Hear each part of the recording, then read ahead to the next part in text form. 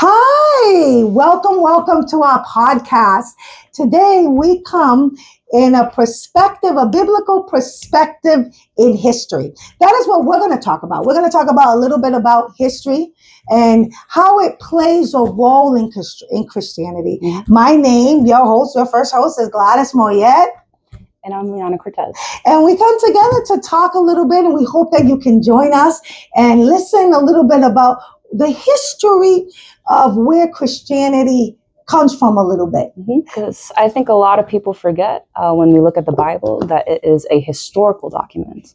A lot of the laws that we're seeing in the Bible come from the places that the Christians lived in. And I think it's just important to approach it in the context of the culture and the history of the time, because it changes the meaning entirely. And that's very interesting, because one of the things is that we notice about when it comes to following Christ. I like to follow Christ, or when we talk about Christianity, it becomes sometimes that people just don't want to hear about it. People don't want to talk about it. They don't want to hear about it because it's just, represented like really incorrectly. Mm-hmm. Don't you think? Yeah. So if I can be a little honest. Okay. I was raised Christian, of course. My mom raised me Christian. I went to church for many of my formative younger years. And the dogma that they have in the church, the way that they teach you, just did not feel edifying to my soul at all, which is very sad. I think the saddest part is actually that I came back to Christ after learning history and reading the original Hebrew and Aramaic and Greek and the cultural context of the Bible. When I understood Christ from that framework and not what they make him out to be in society, that it's like this dominant thing of it turned, for me personally, I don't know if other people can relate, it turned into this dogma of power and control. All these churches, these mega churches, in my opinion, that's what it turned into. And it moved away from the core of Jesus's teaching. So a lot of people feel like the main churches are just about that power, that domination, that telling people you're going to go to hell, and not about edifying the soul, not about filling. The hole that I felt for a long time, just because I felt so worthless in the church, I have to be honest and say, because they moved away from, in my opinion, the love of Christ, the talk of even like partnerships within a relationship. Now it's about who's dominating who in a relationship, and it's just that it's become, like, some people call it toxic. I don't know, the main church environment. No, it does become toxic, because it becomes something of one wants to dominate the other. And when we talk about God, and we talk about when God created man and woman, when we created the human race, he said, I create a woman to help you. Mm-hmm. She becomes your soulmate, but to help you, though. In Spanish, I know how to say it in Spanish, but in English, it's kind of escapes me, but she is your helper. Mm-hmm. She's the one that is there to walk together with you. She's your partner. And one thing, right? So in a lot of churches, because I think it's very important to approach this from the original language. It changes a lot of the meaning. Mm-hmm. Our language is derived from, if I'm correct, Greek, Latin, and then into English, if I'm correct. And that changes the meaning of a lot of the original Hebrew into English. Like you mentioned, helper. Yeah. We translate helper in English a lot of people say servant. A lot of people say like a helper, in, like an inferior place, like husbands are here, you're the helper, right? Yeah. Now, reason why I love history is that this is a very much Roman kind of hierarchy coding, because in all of the text, in all of the Hebrew language, in all of the Aramaic language that Jesus spoke, in all of the original Greek, they make a point, Christians, to constantly say that you guys are in a partnership. Even when women, the idea of like women coming as helpers, they use the word Ezer. And Ezer specifically is used to refer to Eve, right? Now, in English, we might say that she's an inferior helper of the man. But when you read the original Hebrew, Ezer is the same indicator that is used for women, Eve, specifically in the Bible, twice for Eve. And the rest of the time, it's used to refer to God himself. And I think that's a very poignant reminder that God sees us both as images, as equals and parts of himself. And the minute that we start separating from that is the minute that we create this chaos in society, this disorder and unbalance. And you know what's incredible in regards to that is that when in the Word of God, there's a part that says we become one flesh. That comes to the point in which when a man and woman will leave his mother and father and will unite with his wife, his father, the man will leave his mother and father and will unite to his wife, and become one flesh. Yes. And you know, and it's interesting because when you look at it, people don't understand how deep and how meaningful that means for God, that we become one. Yes. And you know, and the product of that union is a child. That it's an amazing thing that a child has half of the man and half of the woman. It's an incredible thing. It's an incredible thing. But one of the things is that, and I think that is the thing about the Bible, that we become one flesh, one person, one. God uses us as one, you know, and even though we're a man and a woman, but God puts us as a partner, as a one. I think Paul himself said that there is no Jew nor Gentile, nor slave nor free, nor male nor female, which is a crazy thing to say in 100 AD or 100 BC. Yeah. That there's no male or female under God, that we're all one. Yes. So if that's true then, that's very true now. If that means that we're a partnership, we're two halves of a whole, we're equal under God. Exactly. And us trying to do this power dynamic is what's, causes a lot of damage. No, and I think the thing about it, when it causes about damage, a division within the home. So because one of the things is that it's interesting that my daughter was saying, I was talking to my husband and I was saying, you know, one of our successes, you know, of course you got bumpy roads and you're always going through things within a marriage. But one of the things that I told my husband, and one of the reasons why we're successful is because a long time ago, we were able to distinguish our important roles within a relationship. He does X, Y, and Z, and I do X, Y, and Z. Not because it's my role as a woman or his role as a man. Is that some roles are easier for men to do, like some roles are easier for women to do. I think in this conversation, we've turned it into this thing that we don't give each other equal dignity in our jobs. That we treat one job more important than the other. Some men will say like, oh, well, I go to work, so that's more important, right? But it's true what you say. It's a partnership. Yes. You both have, it's not a place. You both have your jobs and together you work together to make your house system work. It's not about somebody being better than the other or superior than the other. You need both halves of the whole to function. You can't do it by yourself. You can't. Especially in this society. And especially, this is where we have a lot of single mothers. Yeah. And then the family, and then the fatherless problems, like fatherless home syndrome. That we have that males, for some reason, they lose who they are as role models, or they don't know how essential they are, or society I think makes it has to do like a lot of with the role model thing. They say that a lot of men don't have proper male role models. Even I was watching this documentary that said during biblical times, Jesus, men would impart their trades on their son. And their sons would grow up learning their trade, and that was like their livelihood. That's how you learned. But that connection with your father, even it doesn't have to be your father, because Jesus had what's his name, Joseph?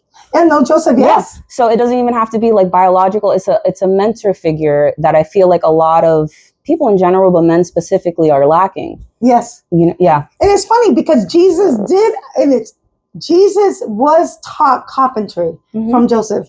And it's interesting you said that. It's very interesting that even Jesus modeled, because one of the things the word says, he came to fulfill the law. But we're going to talk about that, the fulfillment of law. Because and in regards to submission specifically, and women's places in that submission. Yeah, so the thing about it, we're going to talk a little bit about that, because what we want to bring is a new perspective.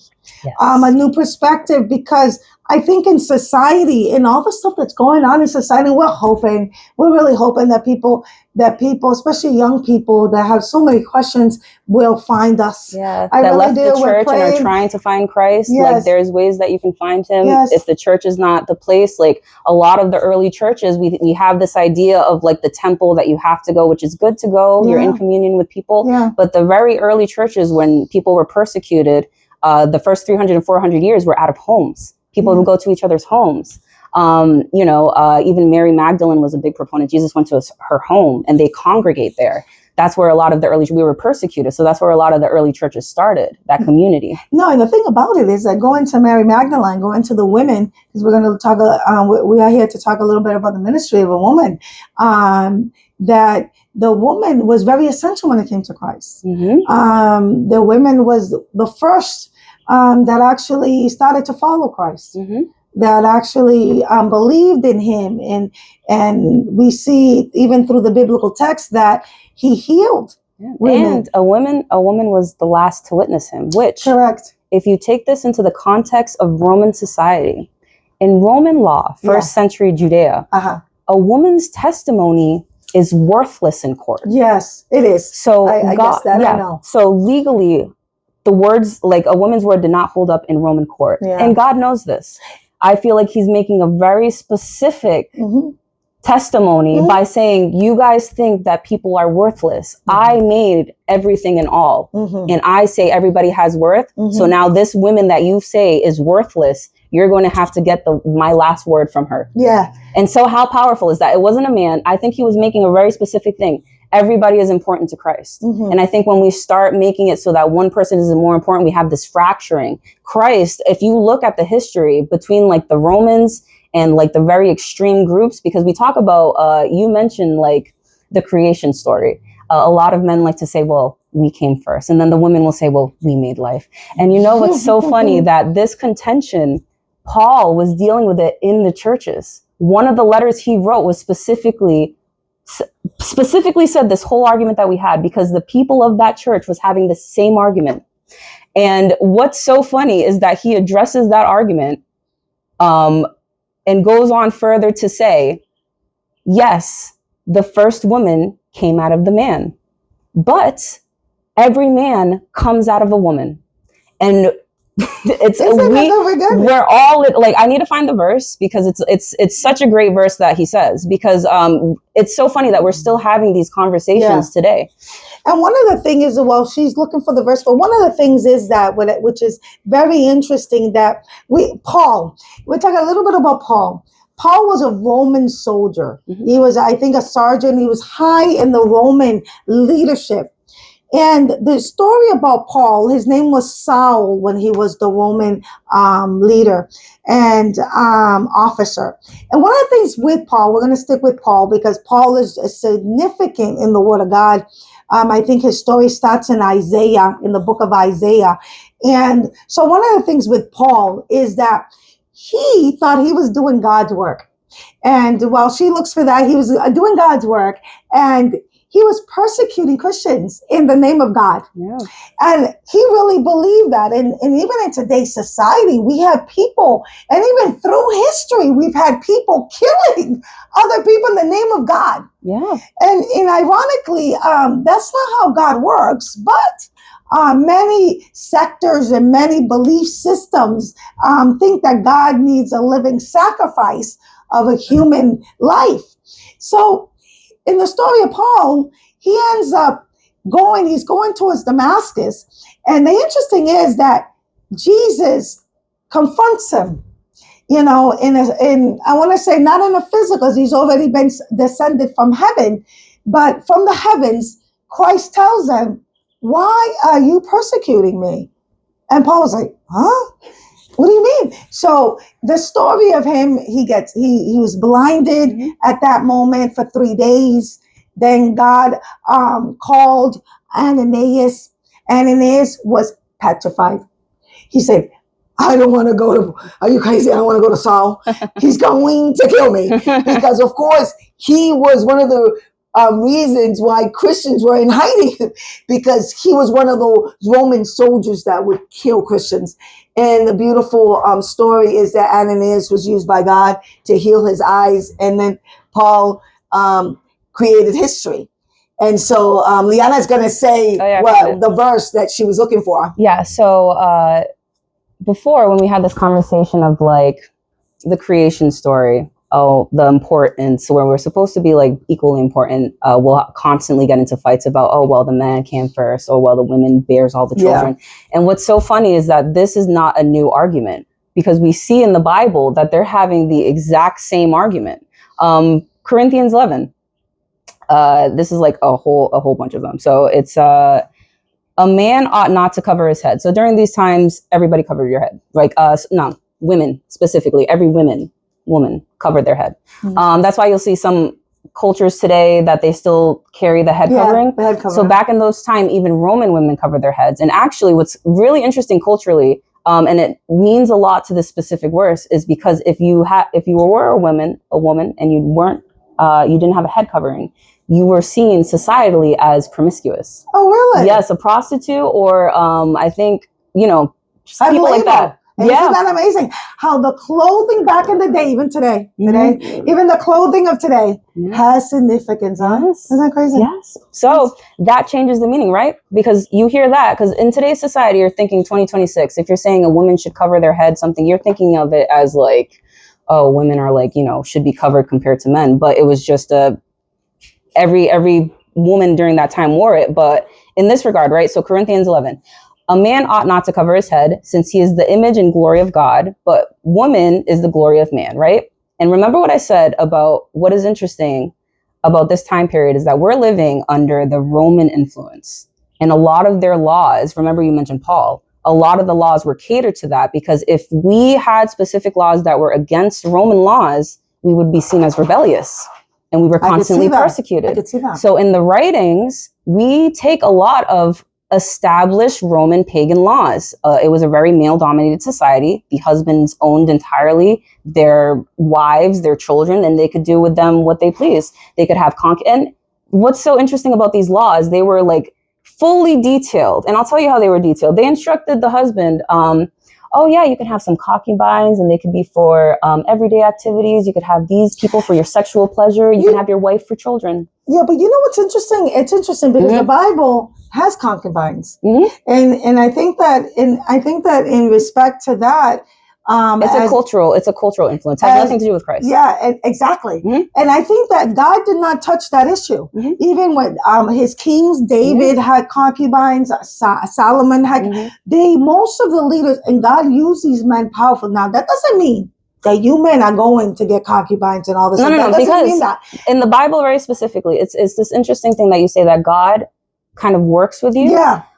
During that time, there is nowhere in the Bible that says polygamy is okay. This was something that was influenced from the environment around them. God made one man and one woman.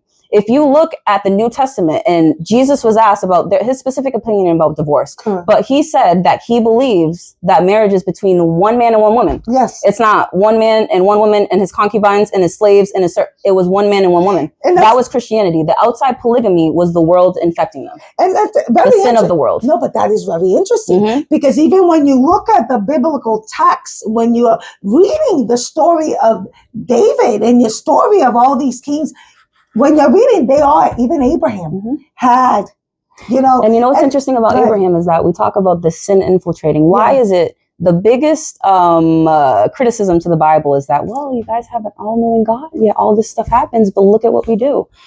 God specifically says it's between a man and a woman. His early followers were polygamous. He told them to wait. Abraham, he told them to wait for a son. What does he do? The slave women that he's not supposed to have, because specifically Jesus and the Bible say it's between one man and one woman. He decides to have more people. That's fine. God allows it. He gets that slave pregnant. He doesn't decide to wait. He has sex with the slave. He gets her pregnant. That creates the whole issue that they have with their son in the Middle East. And so the issue in the Middle East comes from Abraham because they both have legal rights. You know what's interesting is that they're both Ishmael and Isaac, they're both sons of Abraham. So when you look at the Middle East controversy, they both have legal rights. And who created that? Because God told us very specifically not to. We decided to do it anyway. And told Sarah that's what we created. Not to do that. There's a reason why. And so when Hagar and Ishmael left because Sarah did not want nothing to do with them, it caused the constant conflict that is in the Middle East. Let me tell you, it's like the Bible, when you're looking at it, it is a historical text. 100%. When you're looking at that. So when we're looking at the men and women, go ahead. Yeah, so during this time, the head covering, right? Now this part, is like the contested part that everybody goes back and forth on. For man did not come from woman, but woman from man. That's the origin story that they keep fighting about. Remember, this is a specific letter to Corinth, the church in Corinth. A lot of the time, and this is important, that we have the cultural context, because when you read the Bible and you read that out of context, you think that this is a letter regarding everybody. There were specific churches in outlying areas that had specific problems, and we have to keep that in mind. Yes. This is a history book. Jesus is the law book. Okay, so when we're looking at these laws, you can't say, oh, well, Paul said this, because Jesus is the one that instated all the women. So I'm going to follow Jesus before I start following the Roman laws that came in after, right? Correct. So another thing, so that's the whole contention with the creation story. And he goes on to say, so he says this, right, which is interesting. There's line breaks. So in the laws, or in these texts that we're seeing in the Bible that we're passing off as laws, what's so interesting is that we constantly have these sudden break-offs that it doesn't make any sense. And it's very pointed, because he's putting in the Roman law and then he's squeezing in the Christian interpretation right after it. So a man ought not to cover his head, since he is the image and glory of God. But woman is the glory of man. For man did not come from woman, but woman from man. If you remember, okay, this is a little pagan theology. They believed that women came from men. Zeus's daughter is birthed from his forehead. So they believed that women had no part of creation. Okay, I don't mean to laugh. But you know what's so funny? That makes no sense. So this is what I mean about the creation story. Yeah. On the women's side, when you have Greek culture, we had the province. What was it? Ephesus. Oh my God. Well, anyway, I find it very interesting that they actually believe that because it's a god, it's birthed in their forehead. Yes. I find that ludicrous. God forgive me, I'm not trying to be insulting. So what's interesting is that the reason why I bring that up is because in our Christian creation story, it very specifically says that we're a partnership of this. Yeah. In the pagan Roman society, they said that men were the rulers. Men were the dominators. They didn't have women to reproduce, so they were the rulers. And then you had Ephesians, which had a lot of women-dominated cults that said the opposite. They said women were the rulers, women were the sole creators, and God, men. It sounds like today, huh? So the reason why Christianity created our creation story has that we're equal parts in this is because of this dichotomy that exists today. We're still having the same argument of you come from me, you come from me, and even Christians within the church are saying, "Oh, well, the Bible says that God came for," and he's saying it right there in his later quote that while we're saying this.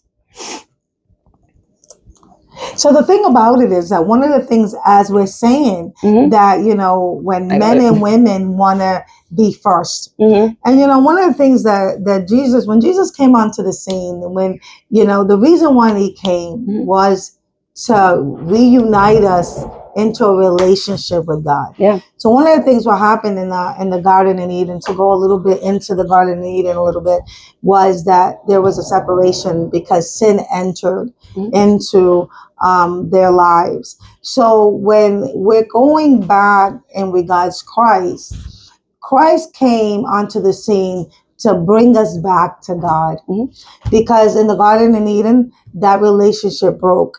And one of the things that people, I don't think, understand, that God is holy. And many times people don't understand because they get so hung up about male, female, my rights, your rights. It's the pride that they get hung up on. Because I feel one of the biggest issues today is the pride of being superior, the pride of being like this power shift that's happening between everybody. And now I want you to understand that pride entered heaven through Lucifer. And one of the things is that when we look at pride, and that's very essential when we're looking at our walk. And when we're looking at trying to figure out why we're here, trying to figure out why I was born a male, why was I born a female, but pride is something that when Lucifer was in heaven with God, he was a beautiful angel, and he had 10% of the angels that he was responsible for was under his reign. That God gave him that leadership role. The Bible says that he was one of the most beautiful angels that God ever created. And he was the master of music. Okay. And so Lucifer was very, very gifted. And so unfortunately, one day, he started to look in himself, and pride and envy entered in his heart. Especially when they created humans. Why are you creating this weak thing? It's inferior to us angels. Why are you creating it? Why do you love it so much? And the thing about it, the Bible says that God made us in his image, and he blew life into us. And when he blew life into us, we became who we are today. Everybody and every design was made from God. Yes. Because we come from him. And one of the things is that society, and unfortunately the enemy, makes us as humans believe that we're not enough, believe there's something wrong. We should have been this, we should have been that. But in God's infinite design, you're created the way you're created for a reason. And sometimes we don't know why, because we don't know who God is. We don't know why we're here. We don't know why. And that's the thing, because when pride enters into somebody's life, it actually blinds you to see the bigger picture. Because when a man is prideful, it goes into the relationships. Yeah. Submission, there's no room for pride. I think we have like this idea of submission coming from our understanding of the Latin Greek word of submission when the Romans took it and what they turned it into. We hear of submission, and the original root word, I believe, it means to be under, right? In the original Hebrew, the word for submission meant to listen. That's what it meant. It meant to be, it was a connotation of being selfless, of listening to your partner, of deferring to your partner.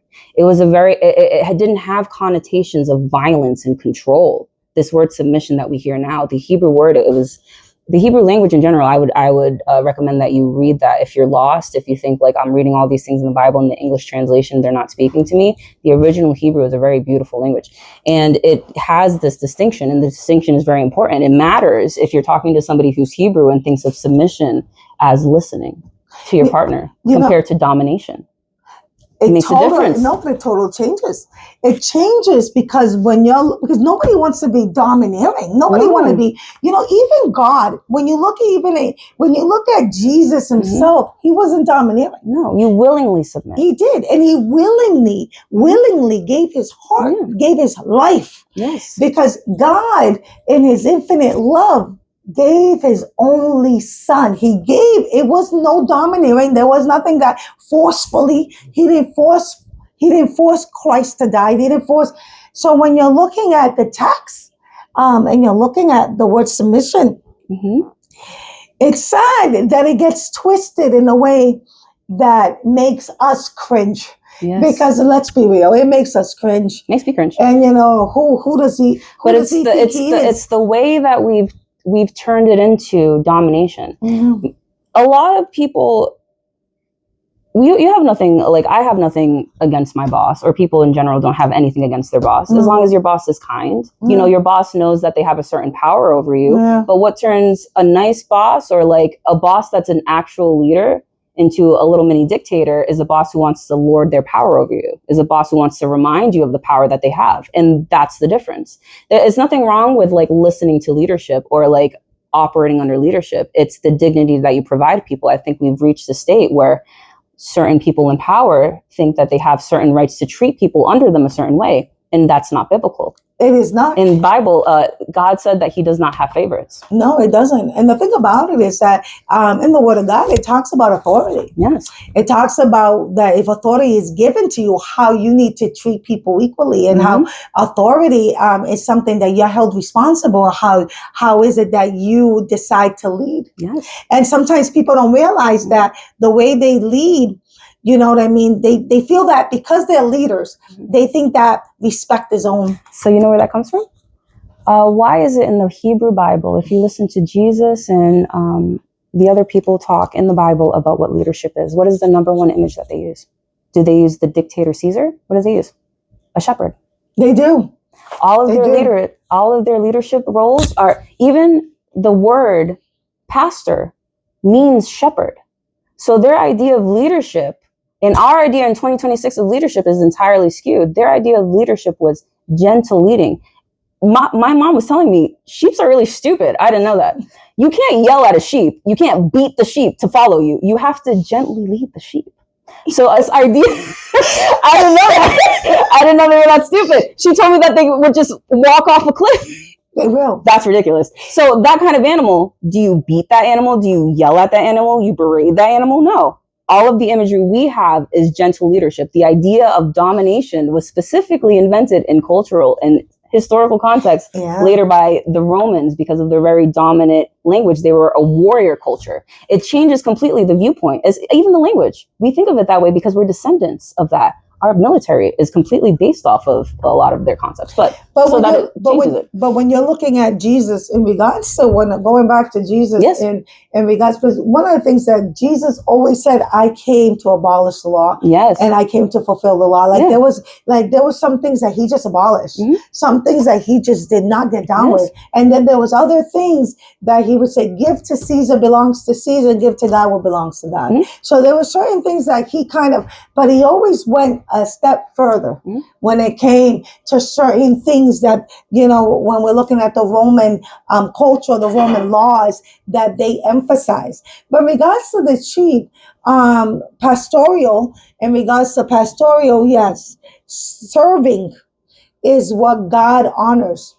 And leading, yes, a pastor leads. Now we have to remember the definition of leadership, because Jesus said the leader will be the weakest among you. Yeah. So why would he say that if the leaders are only kings or the elite? I think when it comes to in regards to leadership, is that you end up to give one of the things that Jesus Christ would say, that you give your life for your sheep. Yeah. There's a verse that says, the pastor gives his life for his sheep. And one of the things is that sacrificial, selfless. Yes, that sacrifice, selfless. Yes, exactly. That element of submission. And that's what Jesus Christ brought to, tried to bring across to the people that were so lost. Yeah. People that were under, this tyrannical rule. Yeah. This ruling and feeling so helpless and so that they have no meaning in life. Yes. And so, and that's one of the things when Christ came to the scene, to bring hope and to bring that there is another way of living. But like you say, that when he came to the scene, he's under the Roman Empire. Yeah. And so being under the Roman Empire, submission from men and women's perspective, entirely different. Women didn't have a voice. Yes. One of the most interesting things that I love is the context of it. So we read the Bible, right? I, as a young 15-year-old, would read the Bible. You see all the parts of submission, the only parts that, in my opinion, are shown to us, but the entire context of it is not. Because when we look at this and we look at the history of it, a lot of if you see what Christians did, they took the Roman household laws that already existed about wives submitting, because in Roman households, submission only goes one way. You submit to your wife, you submit to the husband. The husband doesn't owe you anything. You know what's sad? That today we see them. Isn't that crazy? Because we're descendants. Yeah. Isn't that crazy though? And when you say that, it's disgusting that even in today's society, you see men that, what the heck is wrong? Then you're like, who raised you? What's wrong with you? Then you cannot blame young people that do not want a husband, because you say to yourself, what the heck is wrong with you? Because it's like, and I think it creates this hatred on both ends, because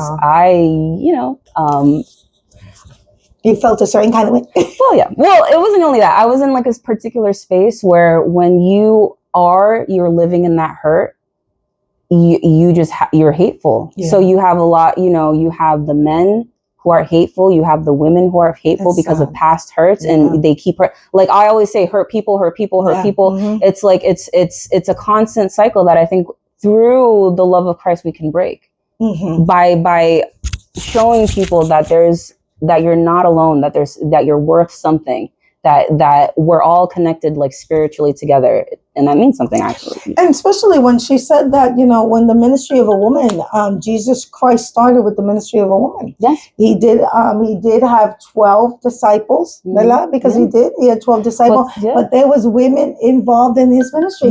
Although the Bible, sporadic in regards to not really, because of course we're in the Roman Empire, right? You know, they have, you know, ways of trying to put together what was going on in those times, but there was certain women that had that were significant, that women give life. And today's society, and I think that that role of a woman wants to be taken away sometimes to say that, like, diminished, or made lesser than, or made not to be as important, I feel, in my opinion. And I feel like we bring it back to that. We'll actually have, for me personally, I don't have a problem having kids. It's the dignity that goes behind it. If I'm just told that you have them and there's nothing, you know, it's your husband's and you didn't do anything, why? What would make me want that? You know? Exactly. You take away the dignity of it. Very well It's said. the same thing as me saying to a man, like, oh, what importance are you? Because you offer me one thing when I make it entirely. That was like the whole conversation, that like the whole back and forth they had in the Bible, which is horrible, right? So like, I feel like we have a lot of chaos because it's split like that, and we have like this dialogue with each other. Even today, unfortunately, you know, I think that when it comes to a man and a woman, I think that they are equal. And they're equal parts in everything. And especially in the creation of another human being. I think you can't have one without the other. You can't. No matter how much people think that they can, and they can fabricate in some science lab what they can try to duplicate. But the thing about it, one cannot live without the other in order to form a new life. And sometimes we forget that God sees us equally. That's why it says in Ephesians 5:21, submit to one another out of reverence for Christ. It does not say first that the wife submit. It does not say first that the wife has to do this. It says equally together we submit unto Christ. And what I love about this particular verse is that it's the most quoted verse. It is. Wife, submit yourself to your own husbands. Well, why do we stop it there? This little paragraph of wife, submit yourself to your own husbands as you do to the Lord. For the husband is the head of the wife, as Christ is the head of the church, his body, of which he is the Savior. Now, as the church submits to Christ, so also wives should submit to their husbands in everything. And when I was in church, that's where it ended. And when I went and found Christ myself, this is the paragraph that I saw next. Double the paragraph to the wives. Husbands, love your wives, just as Christ loved the church and gave himself up for her to make her holy, died for her, cleansing her by the washing with water through the word, and to present her to himself as a radiant church without stain or wrinkle or any other blemish, but holy and blameless. In the same way, husbands ought to love their wives as their own bodies. He who loves his wife loves himself. After all, no one ever hated their own body, but they feed and care for their body, just as Christ does the church. For we all are all members of his body. For this reason, a man will leave his father and mother and be united to his wife, and the two will become one flesh. This is a profound mystery. Because that long paragraph of equal submission, it starts out as we both submit to one another. Exactly. And then it lists the wife's part, and then double the husband's part. Now, why is this? Historically, we already had laws of wife submission that I told you went one way. That wife submission was the Roman law. Christianity added the husband's part. That's what we added. And I think we have to remember what we're adding and what Christ wants us to focus on. We didn't add the submission of wives because that already existed. If we already exist in a time of male domination, what is it for a Christian woman to go to another dinky little male-dominated society of Christians underground? I would rather stay with the Roman society of male domination that has the army. So you have to think, why was it that women decided to go to Christ? Because this is how they talk. During those times, women, you can treat them however they want. And I just mentioned that they used to slaughter, like they used to indiscriminately kill their wives. Wow. Over like things like dinner wasn't made right. They could kill them legally. It's their legal right. And Christians came in and took that and added what the husband is supposed to do, how the husband is supposed to care, the flowing in of life that the husband is supposed to do to the wife and the family. That's how Christ described it. So if we want to see what the law is of Christ compared to the law of the Romans, you have to break it down like that. Historically, it matters. All those submission parts are Roman laws. And the husband submission parts that were added after were Christ's laws. Christ was not the wife submissive. So that part changed everything for me. Yeah, and the thing about it, that's where it comes that God came to fulfill the law. Mm-hmm. So right there, she gives evidence of how Christ came to fulfill the law. Mm-hmm. And one of the things is that when Christ came with a mission. Yeah. And it's to bring salvation to humankind that was lost, but also to make some wrongs right. Because of course, when God is looking at society, he's looking at man, he's like, oh God. He's saying to himself, Mm-hmm. oh Lord. He doesn't call himself, but I'm pretty sure that God was like, we got to do something. God is like, I already have a plan. And Jesus was, I will do my Father's will. And all through the word, you can see how Jesus just submitted. He even submitted. He even showed what submission is. There's parts like in Gethsemane, he's like, if it's possible for you to pass this cup, meaning I don't want to do this. I don't want to do this. And it says tears or sweats of blood were coming out of him because the fear, or I can imagine the what he was going to face. The death of a cross was created from Romans. Mm-hmm. It was humiliating. What? The most humiliating way that you could die. And they did that because he was liberating people. He was gathering people, and they felt threatened. Yeah. They actually thought that Jesus was gonna do a revolt. Mm-hmm. That he was gonna fight and do it, and rightfully so, because these people were evil, and rightfully so. They saw Jesus. I mean, at the end of the day, Jesus committed a lot of miracles, mm-hmm. and he did a lot of goodness to people. Mm-hmm. So the thing about it, when you're looking at what Jesus did, of course, he could be threatening to somebody that is destroying lives. Mm-hmm. Because when you're looking at somebody that is causing pain to a group of people, and there comes another person, a person that didn't, I can't say he was a nobody, because Jesus is not a nobody, but he comes from Nazareth. He was a regular person. He was just, for them, an ordinary Joe Schmo, mm-hmm. but living among them as Mary, his mother, was raising him. But he raised up into his ministry, and to go against the Roman was a big deal. Yeah, of course. And so the thing about it, that when you're looking at Christ, and at that time era, you know what I mean? It's something to be said when you're looking at that era, because even today, right now today, there's Jewish counterparts that we care for and that we join in the faith. They're still waiting for the Messiah, because Jesus was a great prophet in many people's eyes. And but when we're looking at the culture, and we're looking at, how culture plays a very big role, mm-hmm. And within the Bible. Mm-hmm. Because even the gods, we think the Romans used to ridicule our God. They wrote in letters that our God is a weak God for women, slaves, and children, the weakest among their society. That's why God said the weakest among you. Women, slaves, and children were considered the bane of society, right? They were lower than wives. No, and if wives didn't have rights, imagine them. So it go back to when, in two different occasions within the Word of God, when Moses was born, they were slaughtering the babies. And when Jesus was born, they also, 2 years and under, slaughtered them. I cannot even imagine. They took a 2-year-old, the baby, and they would slice them in half and kill them. Yeah. Because they were trying to get rid of Jesus. Mm-hmm. Even when they found out that Jesus was born, the slaughtering of children. Do you know how normal it was in their society? This is why in the Bible we have this reverence for life. And it's contested, but we have this life is sacred, because they talked about the desecration, the killing of people so easily that we take, because we can get, what's so great about history is that we can get little papyrus letters from people way back then. A Roman wrote this papyrus letter to his wife. And you know what the Roman soldier said to his pregnant wife? He said, he writes casually, if it's a boy, keep it. If it's a girl, cast it out. They would throw the girls out.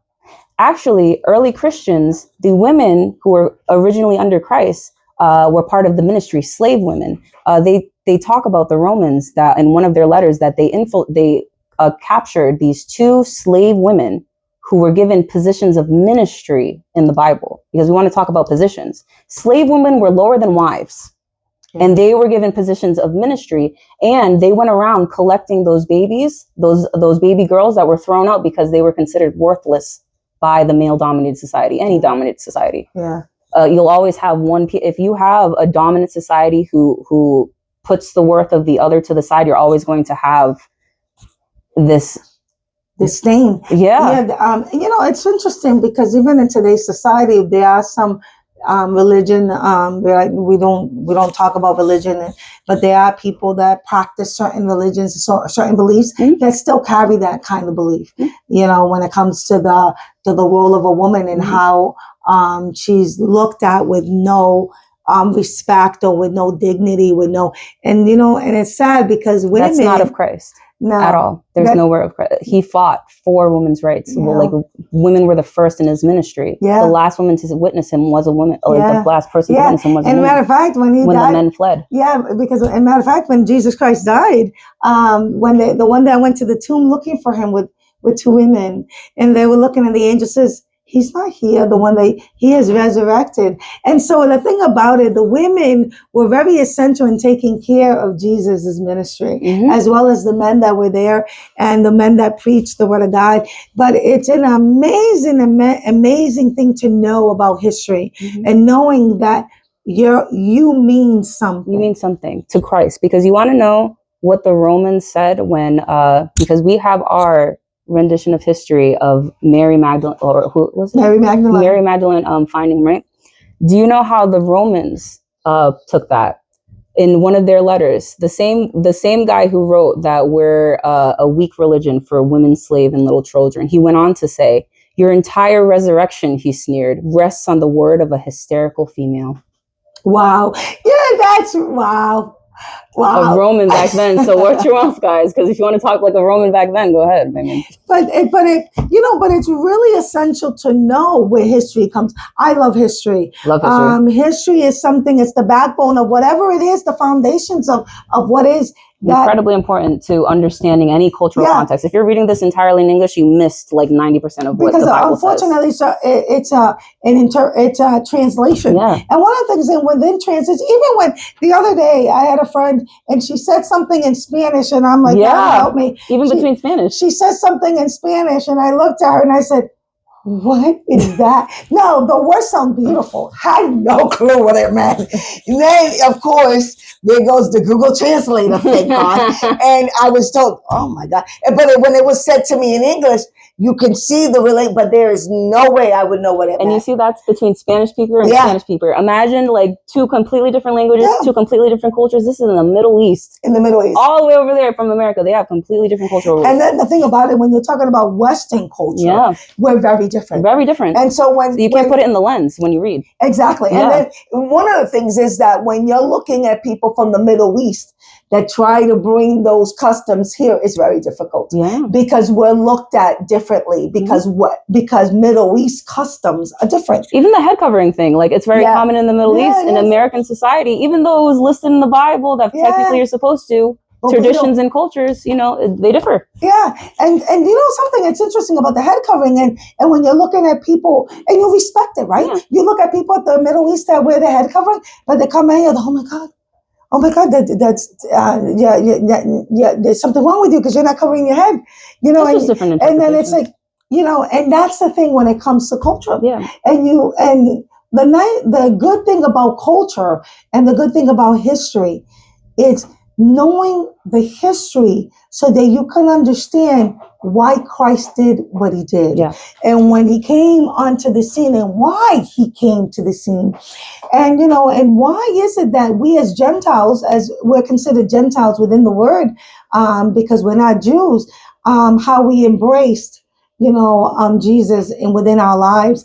And I always told my children that Jesus, serving God, it's a way of life. It's not a religion. It's not something that that you go and you do this and you do that and now you're okay. I always say it's a relationship and understanding history.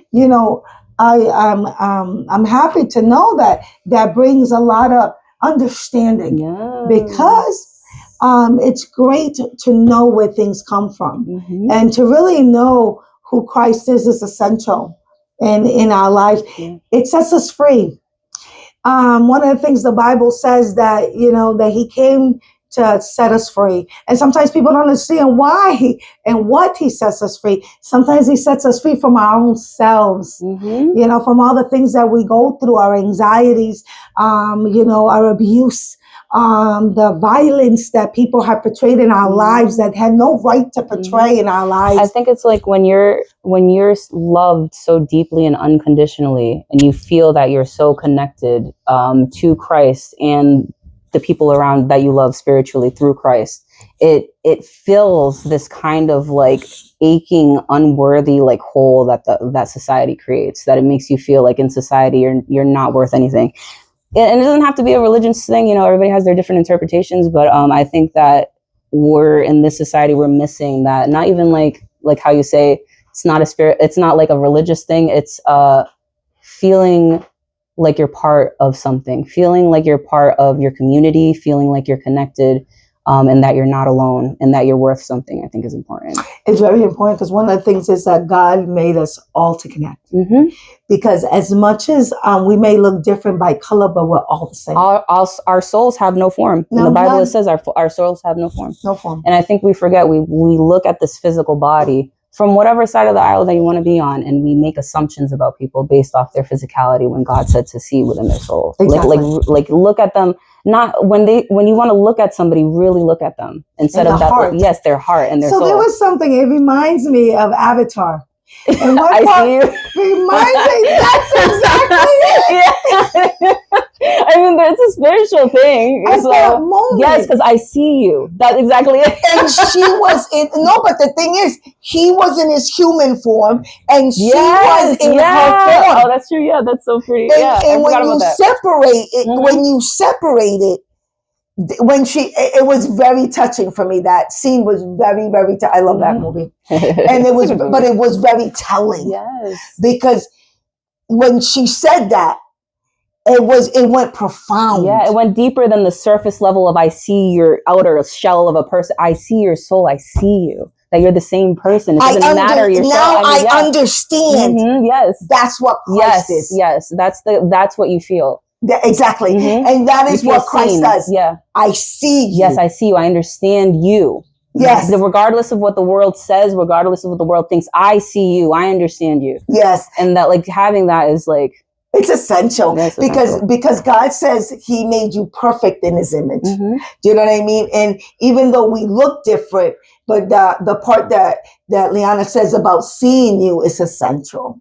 Because when you are able to come within yourself to realize how essential, how unique, and God has purpose, life becomes a little easier to handle. Yep. A little easier to deal with, because now you see it through different eyes. Yeah. Because then now you say, I'm able to carry this. One of the things that the Bible says, that my yoke is light. I carry your yoke, it's lighter. Let me carry it for you, because my yoke is lighter. So whatever you go through, he is just there because he just wants to be a part of your life. And in knowing about history, I hope and pray to God that this session, and we're going to have many more to come, but I hope that this session has brought at least something, some questions. Of course, you could put your questions within the video that we will get to the next time that we come back again next week. But we're hoping that we bring a new perspective in a dying world. And a world that has lost its way, and not in listening to so much stuff that's being thrown. I think we have to forget about, sorry, I touched my mic. I think we have to forget about the left and right, the divide that we have, and really think about that we have to look up, in the sense of, like, it's not left or right. And this is even, like, some people say a political argument. It's not left or right. We have to look up. It's like, we have to realize that this division that we create among ourselves is just fracturing us further. We feel like further and further, like we're just like, nobody connects in our society and everybody is disconnected. And we're falling apart. Yeah, and we yearn for small community. We yearn to be close to people and to connect with people and talk with people of similar interests, and I just think it's important to make that connection regardless of where we are or where we stand. Sometimes, sometimes, even though we're different and we think differently, it's respecting those differences and being able to come to agree to disagree. Agree to disagree. We have to get back to being able to agree to disagree. We've gotten too involved in people's lives. I think with social media, we're just too involved. It's like seeing everybody's lives. Too many opinions. We have to just go back to minding our own business and agree to disagree. Listen, live your life. Yeah. You think it's cool. Yeah. But I always try to understand. Of course, yeah. Why you think that way. Sure. But I may not agree, but that's cool. Yeah. I mean, because it doesn't change anything. Yeah. I still like you. Yeah, there's still love. I mean, even though there's some people that you like and then some people that get on your last nerve. So that's why the world is like millions of miles apart. You can live on one end and they can live on the other. You don't have to live near people you don't like. Exactly. That's right. If you see somebody on your phone you don't like, turn it off.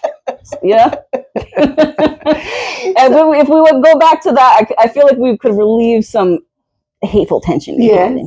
But today we want to thank you for coming by and allowing us to be a part of your household. Yes. I hope that you enjoyed our discussion. Until next time that we're going to come, and I want to pray and I want to thank everyone and every viewer that came and connected with us. I pray that God touches you in a mighty way and that you begin to feel the love of Christ and that you know that you are specially made and essential.